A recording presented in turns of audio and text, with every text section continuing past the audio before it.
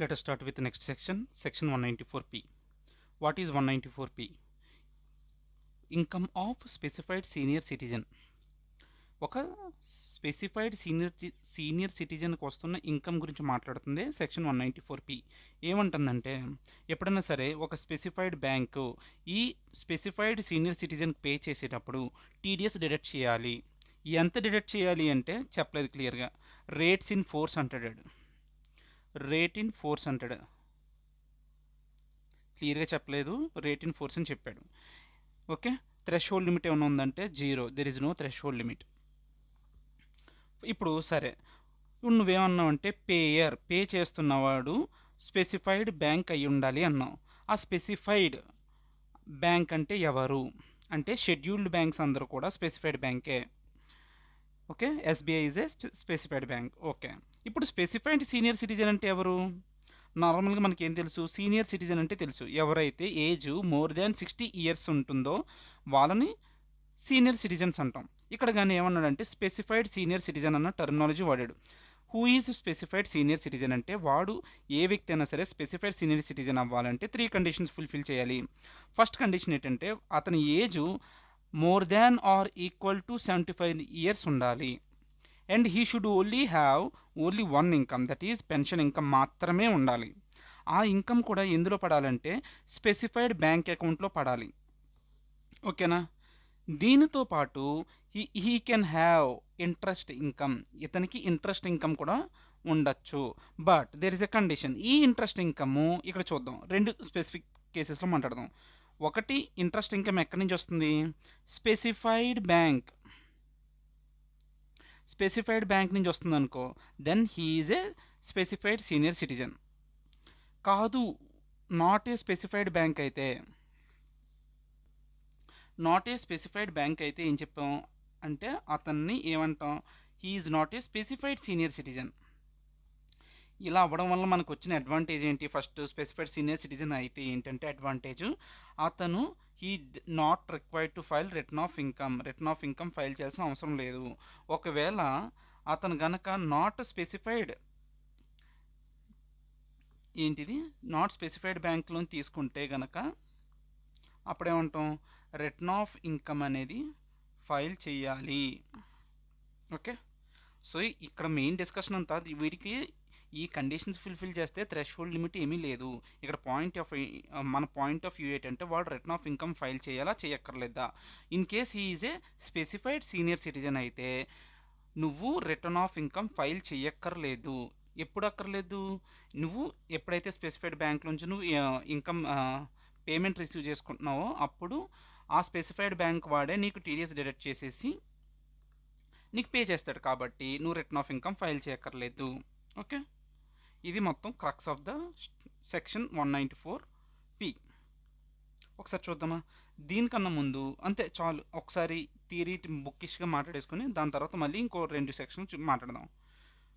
ఈ general deductions గురించి చిన్న డిస్కషన్ పెట్టుకుందాం. Okay, let's go. So we're following Atul sir బుక్లో section 194p income of specified senior citizens. Payer అంటే ఎవరు? స్పెసిఫైడ్ బ్యాంకు అంటే ఎవరు? షెడ్యూల్డ్ బ్యాంక్స్ అంటే ఎస్బీఐ కూడా షెడ్యూల్డ్ బ్యాంకే.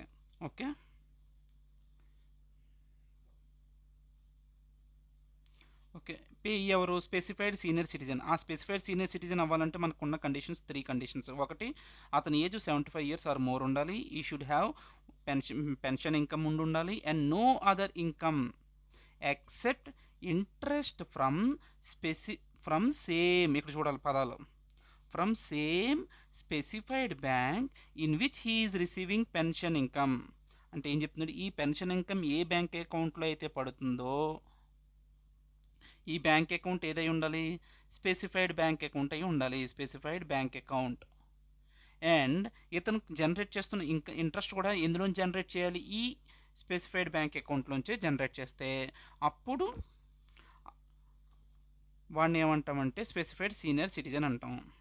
సో టోటల్ ట్యాక్స్ రేట్ ఎంత అంటే total tax of specified senior citizen as per section 115 BAC or general slab rates follow అవ్వమన్నాడు అంతే. నెక్స్ట్ ఏంటి? Specified senior citizen is not required to file return of income. ఇక్కడ main point ఇది. So ఈ అన్ని conditions fulfil అయితే వాడు return of income file చేయక్కర్లేదు, అంతే. సో దాంతోపాటు మనం అడిషనల్గా ఒక 2 డిడక్షన్స్ గురించి మాట్లాడుకుందాం. Section 80 TTA and 80 TTB. 80 TTA ఎవరికి ఇస్తారు? Interest on savings account. ఎవరికి? ఇండివిజువల్ కానీ హెచ్యుఎఫ్ కానీ ఒక సేవింగ్స్ అకౌంట్స్ మీద ఇంట్రెస్ట్ వస్తే ఆ interest amount or 10,000 whichever is lower is allowed as deduction. అదే 80 టీటీబీ అయితే interest on savings account or fixed deposit or 50,000 whichever is lower. ఇక్కడ ఏం చెప్తున్నాడు? అసలు 80 టీటీబీ ఎవరికి అప్లికబుల్ అంటే first of all it is applicable for senior citizen. Senior citizen అంటే ఎవరు? 60 ఇయర్స్ దాటిన వాళ్ళు, 60 ఇయర్స్ ఆర్ అబవ్ ఉన్న వాళ్ళని సీనియర్ సిటిజన్స్ అంటాం. వాళ్ళకి గనక ఇంట్రెస్ట్ ఇన్కమ్ వస్తే దేని మీద? సేవింగ్స్ మీద కానీ ఫిక్స్డ్ డిపాజిట్స్ మీద కానీ వస్తే ఓకే, ఆ అమౌంట్ కానీ 50,000 కానీ whichever is lower will be allowed as deduction. But ఇక్కడ ఒక కండిషన్ ఏంటంటే ఇప్పుడు ఒక వ్యక్తి 80 టీటీబీ కింద తీసుకుని వాడు మళ్ళీ 80 టీటీఏ కింద డిడక్షన్ తీసుకోకూడదు. ఓకే, అదొక కండిషన్ ఉంది. నెక్స్ట్ ఏంటంటే అంతే, ఇంకేం లేదు. 80 టీటీ ఎవరికి? Individual HUF. దానికి లిమిట్ ఎంత అంటే జస్ట్ సేవింగ్స్ అకౌంట్ మీద మాత్రమే ఇస్తారు 80 టీటీఏ, అది కూడా 10,000 ఇస్తారు. అదే 80 టీటీబీ అయితే సేవింగ్స్ అకౌంట్ మీద ఇస్తారు అండ్ ఫిక్స్డ్ డిపాజిట్ మీద వస్తున్న ఇంట్రెస్ట్, ఈ రెండింటి మీద వస్తున్న ఇంట్రెస్ట్ మీద 50,000 or actual whichever is lower. ఒక వ్యక్తి 80 టీటీబీ క్లెయిమ్ చేసుకున్న తర్వాత వాడు 80 టీటీఏ క్లెయిమ్ చేయకూడదు. ఓకే, నెక్స్ట్ 80సి గురించి చిన్న మాట మాట్లాడుకుందాం. అసలు 80సి ఏంటి? Specified investments. ఎవరైతే స్పెసిఫైడ్ ఇన్వెస్ట్మెంట్స్ చేస్తారో వాళ్ళకి మ్యాక్సిమం లిమిట్ ఎంత? 1,50,000 వరకు డిడక్షన్ ఇస్తాం, అంతకుమించి మనం ఇవ్వలేం. ఇందులో మనం జనరల్గా మాట్లాడుతున్నాను. ఓకే, మనకేంటి ఇది స్పెసిఫైడ్ ఇన్వెస్ట్మెంట్స్ అంటే ఏంటంటే లైఫ్ ఇన్సూరెన్స్ ప్రీమియం పే చేయడం, లేదంటే investment in public provident fund, SPF, RPF, investment in NSC interest thereon, repayment of housing loans, fixed deposits. ఇక్కడ కూడా మనం గుర్తుంచుకోవాల్సింది ఏంటంటే ఇంపార్టెంట్ టర్మ్, ఫిక్స్డ్ డిపాజిట్స్ ఏమైనా చేస్తే అది కూడా ఇందులో షెడ్యూల్డ్ బ్యాంక్స్లో నువ్వు ఫిక్స్డ్ డిపాజిట్ చేసావు అనుకో. ఓకే, షెడ్యూల్డ్ బ్యాంక్లో, షెడ్యూల్ ఎస్సిహెచ్ స్పెల్లింగ్ కూడా మర్చిపోయాను. షెడ్యూల్డ్ బ్యాంక్స్లో మనం గనక ఫిక్స్డ్ డిపాజిట్ చేస్తే ఆ ఫిక్స్డ్ డిపాజిట్ కూడా for minimum 5 years or more చేస్తే you can claim deduction under section 80సి. ఇప్పుడు ఇందులో ఒక ఇంట్రెస్టింగ్ పాయింట్ ఉంటుంది చూడు. నేను ఫిక్స్డ్ డిపాజిట్ చేశాను, ఇంట్రెస్ట్ ఎంత వచ్చింది? 2 lakhs వచ్చింది. 80సిలో నేను ఎంత క్లెయిమ్ చేసుకోవచ్చు? మ్యాక్సిమం 1.5 lakhs క్లెయిమ్ చేసుకోవచ్చు, right? But again I can use 80 TTB if నా ఏజ్ కనుక 60 ఇయర్స్ అయితే నేను మళ్ళీ 80 టీటీబీలో కూడా క్లెయిమ్ చేయొచ్చు. ఎందుకంటే ఇంట్రెస్ట్ ఆన్ ఎఫ్డి అని చెప్పాడు కదాడు. ఇంట్రెస్ట్ ఆన్ ఫిక్స్డ్ డిపాజిట్ ఎంతవరకు? 50,000 or actual whichever is lower. So ఇక్కడ ఏంటంటే 80 టీటీబీ కింద మనకి 50,000 వరకు మ్యాక్సిమం మనం క్లెయిమ్ చేసుకోవచ్చు. సో 80 టీటీబీ కింద 50K క్లెయిమ్ చేసుకుంటాం. సో టోటల్ మనకు వచ్చిన ఇంట్రెస్ట్ 2 lakhs మనం క్లెయిమ్ చేసుకోవచ్చు. Okay, that is what background. Let us solve 2 questions. So ఇది అతుల్ సార్ మెటీరియల్ నుంచి question number 7. It is on 194P. Okay, ఒకసారి చూద్దాం. శర్మ అనే రెసిడెంట్ ఇండియన్ అట, అతని ఏజ్ 77 ఇయర్స్. పెన్షన్ ఇన్కమ్ ఎంత వస్తుంది? Every month 52,000 UP state government దగ్గర నుంచి వస్తుంది. అది ఎందులో డిపాజిట్ చేస్తున్నారట? It is credited to he savings account, SBI అనేది అకౌంట్లో పడుతుందంట. Okay, in addition he gets interest of 8% on FD of 20 lakhs with the set bank. With the set bank అంటే ఏంటి? ఈ ఎస్బీఐ అకౌంట్లోనే పడుతుంది అమౌంట్. ఓకే, అలా అర్థం చేసుకోవాలి. Out of the deposit of 20 lakhs, 2 lakhs దేనికి సంబంధించిందట? 5-year term deposit made by him on 1/4/24. So ఇక్కడ మనకి ఏమి ఇస్తుందంటే 5-year టర్మ్ డిపాజిట్ పే చేశాడట. సో 5-year టర్మ్ డిపాజిట్ చేస్తే మనకేం తెలుసు? 5-year టర్మ్ డిపాజిట్ అంటే చెప్పాలి. He can claim 80C deduction. ఎంత? 1.5 lakhs వరకు క్లెయిమ్ చేసుకోవచ్చు. అండ్ 80 టీటీబీలో కూడా హీ కెన్ క్లెయిమ్ ఎంత? 50K వరకు క్లెయిమ్ చేయొచ్చు.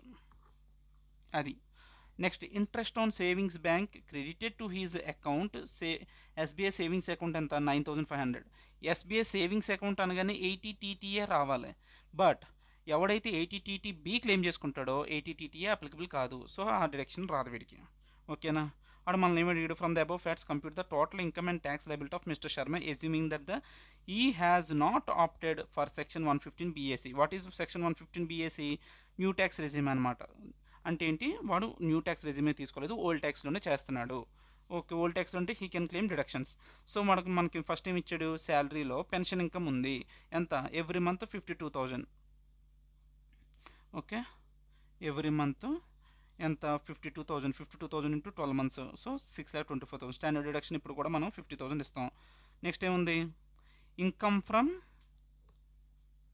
ఇంట్రెస్ట్ ఎంత ఎర్న్ చేస్తున్నట్టు ఫిక్స్డ్ డిపాజిట్స్ మీద 8%. ఎంత ఫిక్స్డ్ డిపాజిట్ చేసేది, 20 lakhs. 20 lakhs ఇంటూ 8% ఎంత జనరేట్ చేసావు నాన్న నువ్వు, you generated interest on fixed deposits is 1,60,000. Okay, సరేనా? ఇప్పుడు మనం ఏం చేసాం, ఇంట్రెస్ట్ ఆన్ ఫిక్స్డ్ డిపాజిట్స్కి తీసాం. నెక్స్ట్ ఏంటంటే మనకి వాడు ఇంకేం చెప్పాడంటే, మనకి సేవింగ్స్ బ్యాంక్ అకౌంట్ మీద వాడికి 9,500 రూపీస్ ఇంట్రెస్ట్ వచ్చింది. Interest on savings account 9,500. So total amount ఎంత వీడి income, 7,43,500. So now he can claim deductions. What are the deductions available? Eighty C కింద 1.5 lakhs అని మాట్లాడుకున్నాం కదా. సో ఏటీసీ కింద 5-year term deposit actually 2 lakhs, but ceiling limit ఎంత, 1.5 lakhs కాబట్టి 1.5 lakhs తీసుకున్నాం. నెక్స్ట్ అండర్ సెక్షన్ 80TTB తీసుకోవచ్చు. ఎవరికి అప్లికబుల్ ఇది 80TTB? ఎవరైతే ఏజ్ అబోవ్ 60 years ఉంటుందో, బట్ ఈ ఏజ్ అంతా 77 years కాబట్టి he can claim. And he's a resident Indian అయి ఉండాలి, రెసిడెంట్ ఇండియనే. సో ఎంతవరకు తీసుకోవచ్చు అంటే మ్యాక్సిమం 50,000 మాత్రమే తీసుకోవచ్చు. సో 50,000 తీసుకుంటే 2 lakhs డిడక్షన్ తీసేస్తే ఎంత ఇచ్చింది, టోటల్ ఇన్కమ్ ఈజ్ 5,43,500. దీని మీద ఇప్పుడు ఇన్కమ్ కంపిటీషన్ క్యాలిక్యులేట్ చేయాలి. ఎలా చేస్తాం ఇన్కమ్ కంపిటీషన్ అంటే చెప్పాలి.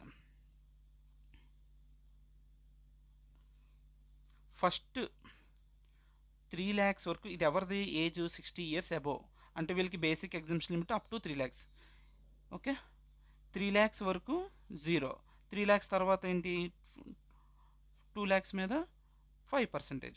నెక్స్ట్ అమౌంట్ ఎంత అయితే ఉంటుందో అంత మీద 43.5 మీద 20% చేస్తే ఎంత వచ్చింది, 18,700.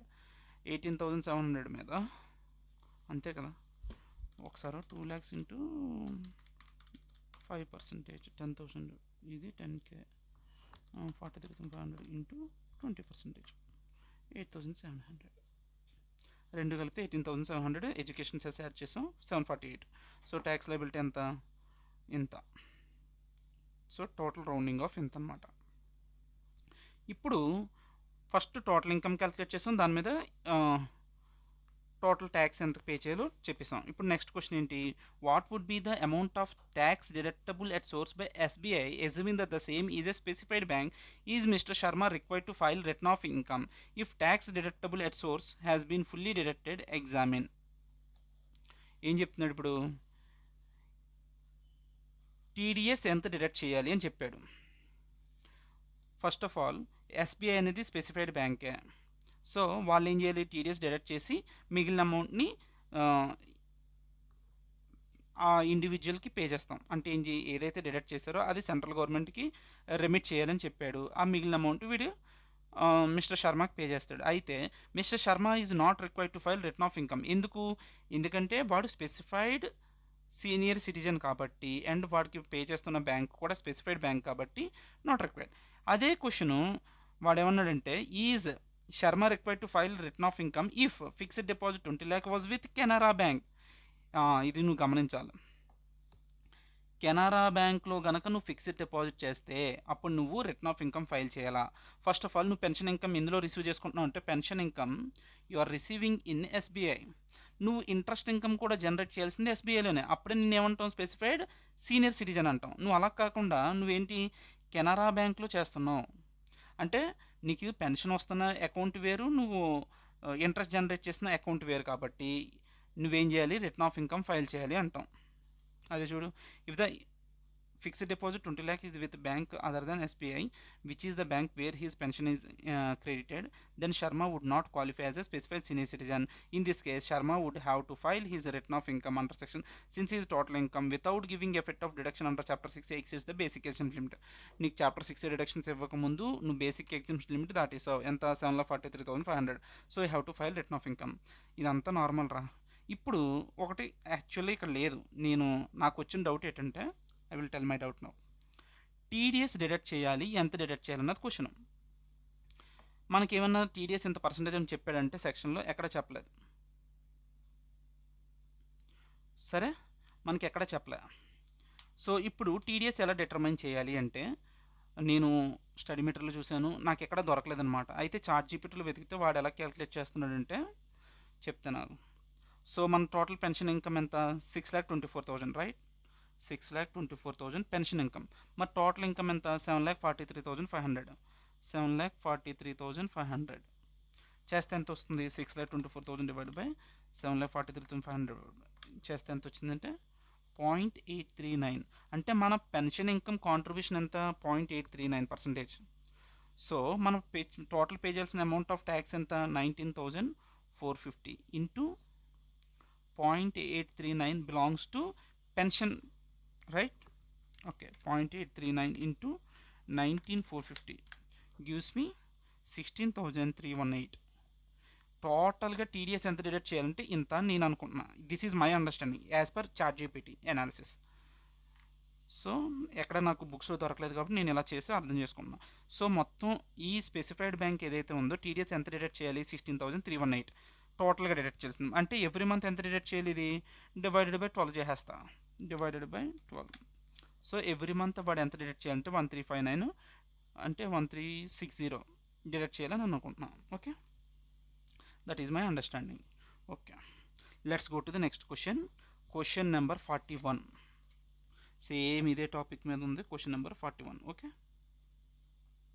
నెక్స్ట్. ఓకే, చూడు, ఇందులో మనకి 194P మీద ఉన్నదల్లా ఇది ఒకటే క్వశ్చన్. 194P. ఇక్కడ ఏం చెప్తుందంటే రజత్ అనే ఏజ్ 79 ఇయర్స్ అట. ఈయన అకౌంట్, ఆయన ఏజ్ ఎంత? 79 ఇయర్స్. ఆయన ఏం చేస్తున్నాడు ఇప్పుడు? Savings bank account and fixed deposit account ఉన్నాయి. ఇందులో ABC bank Delhi. He provides the following details to ABC bank in respect of the financial year. He does not have any other income during the year and he does not opt for 115 BAC. అంటే new scheme adapt చేసుకోలేదు. Same అంతే logic కదా. So first వీన salary income ఎంత? Pension from employer received in savings account yes. ఏంటట savings account? ఇది savings account. Okay, yes అకౌంట్లో నువ్వు ఎంత రిసీవ్ చేసుకున్నావు? ఎవ్రీ మంత్ 55,000 ఇంటూ 12 మంత్స్ ఎంత? 55,000 into 12 months gives me pension income 6,60,000. Next దాని మీద స్టాండర్డ్ డిడక్షన్ 50,000 ఇస్తాం. ఓకే, నెక్స్ట్ క్వశ్చన్లోకి వచ్చే మళ్ళీ నీకు ఇంట్రెస్ట్ వచ్చింది. ఎందులో వచ్చింది? ఎస్ అనే అకౌంట్లోనే వచ్చింది. సేమ్ అకౌంట్లోనే రావాలి. ఓకే, వచ్చింది ఎంత? 75,100. Okay, income from other sources అని పెట్టి ఇంట్రెస్ట్ ఆన్ సేవింగ్స్ అకౌంట్ ఎంత? 12,500. ఏంటి అంతేనా? సారీ, 75,100. ఇంట్రెస్ట్ ఆన్ సేవింగ్స్ ఎంత వచ్చింది? 75,100. ఓకే, నెక్స్ట్ ఏం చెప్పాడు వాడు మనకి ఇన్ఫర్మేషను? ఎఫ్డి నువ్వు ఫిక్స్డ్ డిపాజిట్ వేసావు ఎంత? 1,20,000. సో 1,20,000 కూడా అది కూడా ఏ అకౌంట్లో? ఎఫ్ అకౌంట్లో. This is in different account. Interest on fixed deposit. Okay, 1,20,000. So total income ఎంత వచ్చింది? ఎంత వచ్చింది? 80 టీటీబీ కింద డిడక్షన్ ఎంత ఇస్తాము? 50,000 ఇస్తాము. ఓకే, ఇప్పుడు నాకు ఒక డౌట్ వచ్చింది. ఏంటి ఆ డౌట్ అంటే, ఇందాక ఏటీసీ డిడక్షన్ తీసుకున్నాం, ఇప్పుడు తీసుకుంటలే. ఎందుకు పక్కన పెడతాం. ఫస్ట్ క్వశ్చన్ చేయి. ఓకే, 80 టీటీబీ డిడక్షన్ ఒకటే తీసుకున్నాడు. ఎంత వచ్చింది? ఇంత. సో దాని మీద ట్యాక్స్ కట్టారు 7,55,100. అంటే ఏం చేస్తాం? First 3 lakhsకి 0, next 2 lakhsకి 5%. నెక్స్ట్ ఇంకెంత మిగిలింది? 2,55,000 ఇంత ఇంటూ ఎంత? 20%. దాని తర్వాత ఎడ్యుకేషన్ సెస్ హెల్ప్ 4% యాడ్ చేస్తే ఎంత వచ్చింది? 63,461.